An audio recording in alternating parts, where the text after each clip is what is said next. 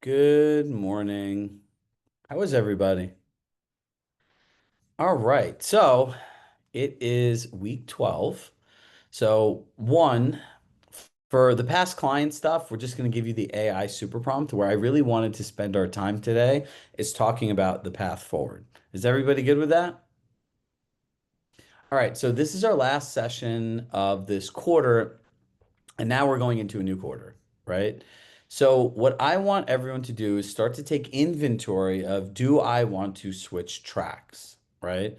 So, if I asked you a question and somebody besides Kristen Johnson answer this question, how do you know when it's time to switch tracks?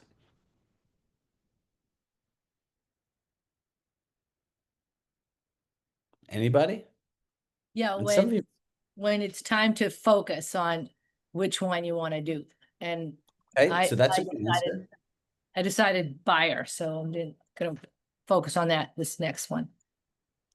Perfect. That's one answer. Anybody else?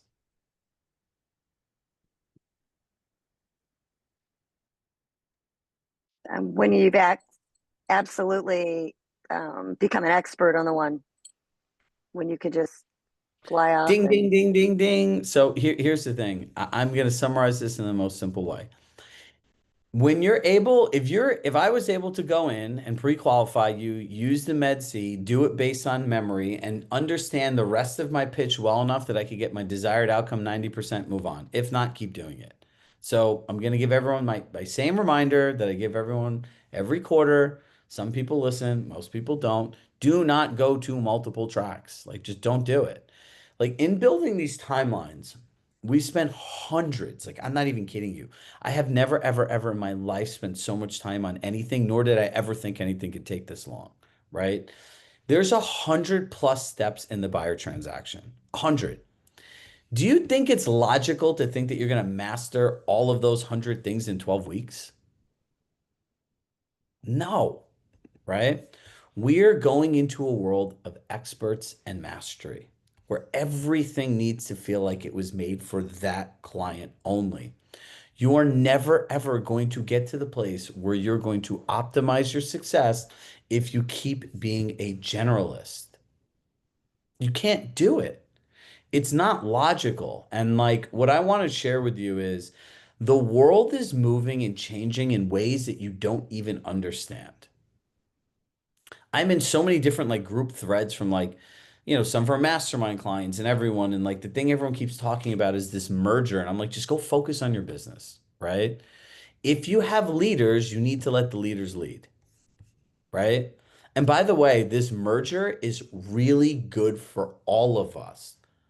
Like if you open your eyes and you look at what's going on, you have obviously Zillow, right? And forget any of this stuff with their class action lawsuit, their shady 40% flex program. I don't call it shady. I don't think there's anything wrong with the program, but the clients don't know about it, right? And that's the whole thing that people are bringing into question. I don't think there's any wrong way, whether you pay for Zillow leads, you pay for Realtor.com leads, use your database. It's a business. You should have use every opportunity that works for you. But they're trying to build their own transaction management system similar to Compass One to own the relationship with the client. Because do you know where all the money is in a real estate transaction? Anybody? Matthew Crane, do you know what it is? Where all the money is? No. Affiliated services, Yeah. Okay. right? That data of the person that's buying a home somewhere is worth billions of dollars to many, many, many companies. Now, let's think about this. The person buying a home is going to use mortgage. They're going to use title and escrow. They're going to maybe use a home, they're going to use a home inspector. They're going to use an electrician at some point. They're going to use a plumber. They're going to use a contractor. They're going to use a landscaper. They're going to use a pool person. They could use an interior designer that drives like resources, and the list goes on, right? So all of these people now are buying these other companies, right? Post COVID, if you haven't noticed, all of these hedge funds are buying like electric companies, plumbing companies, right? Like there's so much money in all of these businesses and no one is paying attention to it, right? So ultimately, who right now is the gatekeeper of giving all those referrals that the people trust the most? Us, right? As the great Leonard Steinberg says, you get paid one time for a lifetime of service. How many people in the last week had a client contact them for a referral for something? Right? Donna Fox, nice to see you. And Susan Soliday, respond to our dinner invitation, please. Reply yes. I'm actually in Arizona and I'm not too far away from you. So, the thing is, when we start thinking about the future, it's about leverage, it's about systems, it's about the fact that we're Chirag Shah Coaching and we have a portal that all of your stuff goes into, right? Many of the other things that you have operating in have portals.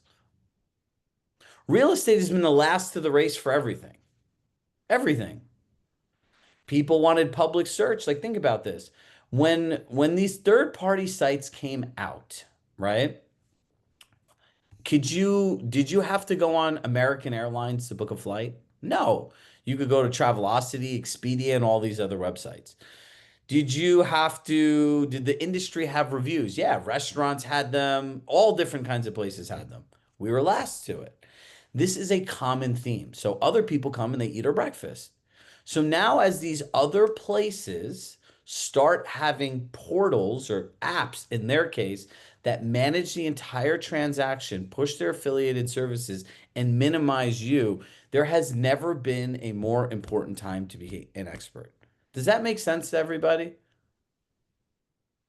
Well, the good news is for all of us is we've spent the last 9 months building you the portal, building you the system. And the only thing that we're focused on a company is how can we make it better? How can we make it easier to use? How can we build AI into it more and more, right? We haven't even got into like the nano banano training like we did in that accountability thing, where I can show you guys how to use iPads on the spot to like redesign rooms for buyers that don't have vision, right? Like that's the world we live in today. But nobody is putting all these things together, and we are years ahead of where anyone is. Years. If somebody tried to replicate the system that we gave you guys a couple weeks ago, I don't know if they could even do it in 6 months. Because the challenge is you need somebody that understands sales, marketing, operations, customer service, client experience, and AI. Generally speaking, that's 6 different jobs. Now, even if they had 6 different full-time employees doing it, you still have to put it into a cohesive system that makes sense. That's why these things take so long. Because as you line out the steps and you experience map them all out together, there are things missing, there are things you need to add, the list goes on and on. So why am I sharing this with you today? This whole idea of market share, and this is not a popular topic for me, but because I have a lot of like very high producing clients that love their market share and they're mad at me. They're pissed because I'm like, your market share is about to go out the window. It doesn't matter, right? It could matter for a company. It's not going to matter for an agent. Now, who wants to ask me why? Or you guys all agree with me?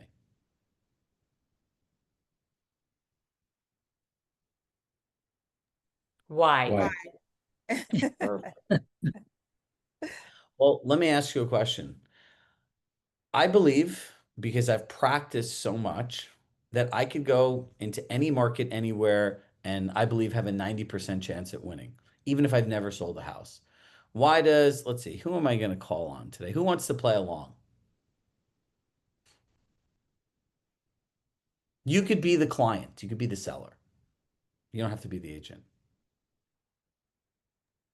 Okay, I'll do it. Okay, perfect. So you can give me the answer like, Shrug, everything you said is great, but like I really want to list with Donna.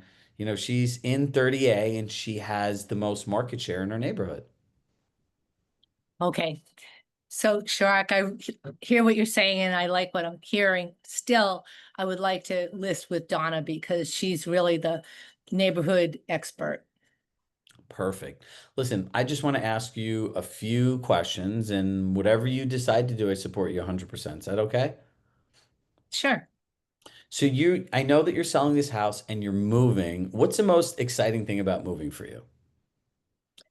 Well, that I'm going to be able to have a really large yard and a pool, which I haven't had for years. A large yard, a pool. So when you dream of that large yard and pool, what kind of experiences are you looking to have there? I'm looking to have nice events. I belong to different groups and I'd like to invite them over and have them in a beautiful environment and space for my animals. I have two dogs and two cats. So you see this as a place really where you can experience life, like connection to other people, a place for your pets and your family on a day-to-day basis. So that's outside. Like when you think about the inside of this home, like what's most important to you and kind of like your functional flows we talk about, the way that you live inside and outside the home? Well, the house that I'm looking at to buy is has a very large kitchen and it's open to the living room and the family room. And so it's a great gathering place. And because I have a big family and they all like to come out. So that's what I am looking forward to. So if I hear this correctly, like big family gatherings, memories being built, the backyard to have your event, the place day to day to have your animals, like, and then when you think about the community, like, what does that look like for you? Like, are you close to things, or you want to be just close enough? Some people want to be in the middle of town. Like, on a typical weekday or in weekend, like, what is ideal for the kind of experience that you want? Well, what's ideal is that I can see the neighbors. They're like maybe half acre lots, that kind of thing. So they're nearby, but they're not next door, and I like to know that there's other people around, but um, not so my dogs will run in their yard. I'd like them to stay with me. Do you really like that community feel? Yeah, I do. Perfect. And when you're going to go look for this home to have these experiences in that community field, where are you going to go look? I'm actually going to look out of state. Got it. And how are you going to find these houses? Are you going to go by word of mouth? Are you going to look online? I'm probably going to ask my neighborhood expert to recommend somebody in Massachusetts for me. Perfect. So are you one of the people, like people I find have like three schools of thought when it comes to searching. One, they like to search on their own. B, they like their agent to do all the searching. Or three, they like to do a combination. Which one works for you? I think a combination's fair because I can certainly look online. The tools are all out there, but I don't really have any personal connection to people in out of state. So most likely an agent's going to know people in other locations. I've heard about the Compass network, agent network. So I'm hoping to lean into that. 100%. I'm in the same boat. I would do the same thing. So when you're looking at properties online, what would you really be looking at when you look at the listing? Would it be the pictures? Yeah, and in the details, for specific things, scour the listing and see if the data's there. But I prefer to have somebody on site in those locations that I like, looking more than me, but with me. So looking really with you. So is it safe to say that when you're searching online, you're looking at the way that the home stories are told, the words that they use, and how much they really connect with you, and then really leveraging an expert to make sure that it really aligns with your ultimate vision? Yeah, I think that's true. I mean, it doesn't really tell you, how many bedrooms and baths doesn't really tell you about the property or what it's like. So, um, Well, let me I ask think. you, have you ever seen a listing where they have like a great picture and that in the description they tell the story of the experiences, the backyard retreats, sipping morning coffee while watching the sun come up? Have you ever noticed that sometimes there's like a difference in the way that people connect words and visuals versus others where they give static details? Yeah, I would say that's true. There's some people that are better writers than others or that are able to express what the property is about. So you would agree that the way that people tell the story of the home and the words and visuals and the way that they're connected is something that'll really make a difference for yourself and other buyers. Yeah, I would say so. So can I ask you one last question? Sure. So when you're moving and you're looking for that place to have the events that you want to have, the place that has those memories being built in the house with that right layout that you're looking for, a place for your dogs to go, that neighborhood that the neighbors are close, but just close enough that you could see everybody, and those great visuals that tell the story that connects with you. At what point in that was it important for you who listed the home or if they were a neighborhood expert? Yeah, it doesn't really matter. It's about the product, it's about the property itself, really. Now, please tell me at the end of this conversation where the market share went. So I would just close. I would say, would you agree that most buyers are like you? Yeah, they are. So it's safe to say that the visuals, the story, the way that we connect to people are most important. And they're going to say yes. And so, well, what does market share have anything to do with that?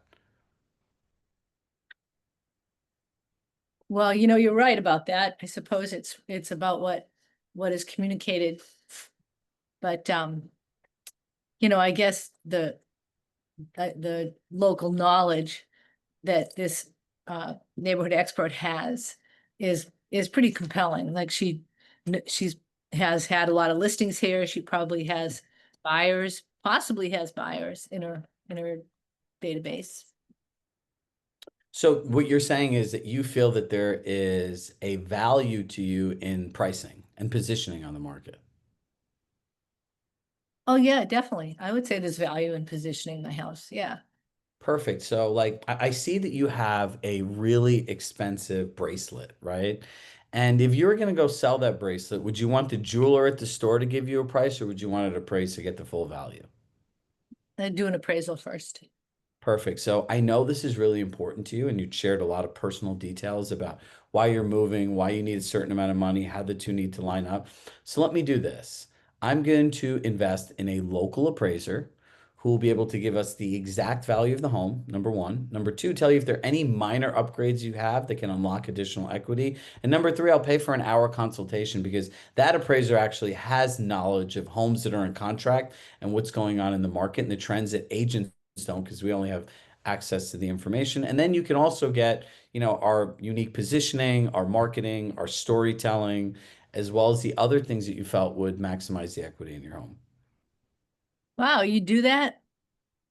Yeah, and if your agent, the other one has buyers, they can bring them, and we are offering out an incentive of blank percentage if they do bring a buyer. So, we can give them the first opportunity to bring people by if that's what you feel comfortable with.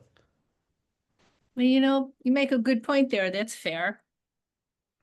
All right, so guys, look, this is what I want to show you, right? Like, it doesn't matter because that's not how people look. But like, the whole point of this, to go back to our initial conversation, was not like, oh, wow, look at me, I'm great, I know how to do this.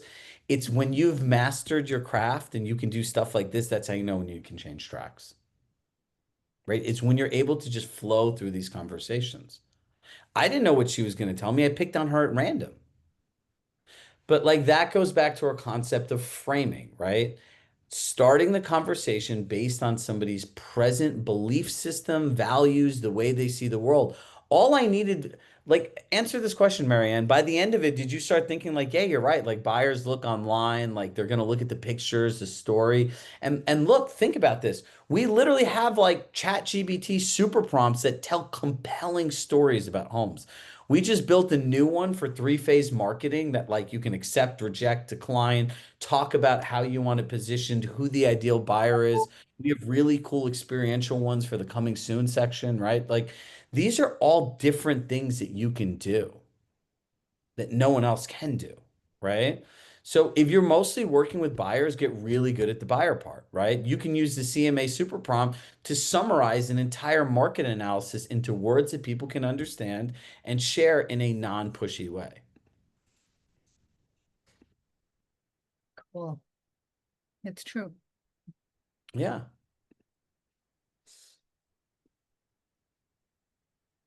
So look, like I think for all of us, we just need to double down on mastery. Like that, like if I have like one wish in my heart for all of you is that you guys just make your lives easier and stop complicating it by trying to learn more different things, right?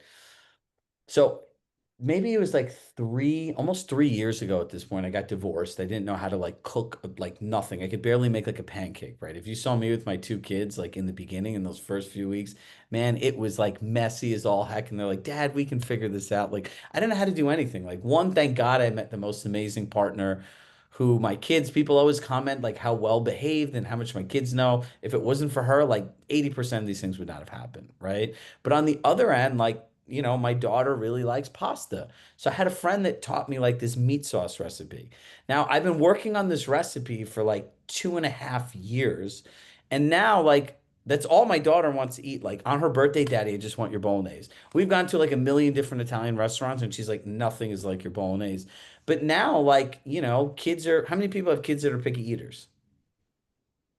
Right? Like now I can make this sauce. Like it takes me like 2 seconds, like to like what's the word? Like sear the garlic a little bit, put the onions in, brown the meat a little bit, stick the sauce in, season it, and then you just let it cook for a while. So let all the flavors go in, you stir it around.